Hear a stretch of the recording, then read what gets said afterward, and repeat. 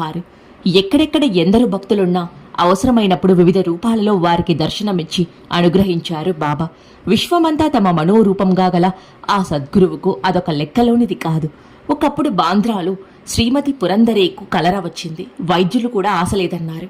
అప్పుడు వారింటి ఎదుట దత్తమందిరం ప్రక్కన నిలబడి సాయి దర్శనమిచ్చారు. పురందరేకు ఊది ఇచ్చి తీర్థంలో కలిపి ఆమెకివ్వమన్నారు.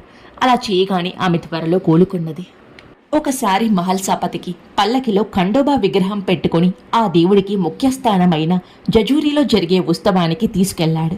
ఆ సమయంలో అక్కడ కలరా వ్యాపించిందని తెలిసి అతడు దిగులుగా పల్లకిని ఆనుకుని నిల్చుండగా తన వెనుక ఎవరో ఉన్నట్లు తోచి తిరిగి చూస్తే అక్కడ సాయి స్పష్టంగా దర్శనమిచ్చి అదృశ్యమయ్యారు. ఆయన తనతో ఉన్నారని గుర్తించిన మహల్సాపతి సాటి వారికి ధైర్యం చెప్పి 4 రోజులు ఉత్సవంలో పాల్గొన్నాడు. తర్వాత అందరూ షిరిడీ చేరగానే, సాయి, యాత్ర బాగా జరిగింది కదూ, నీవు పల్లకి నాను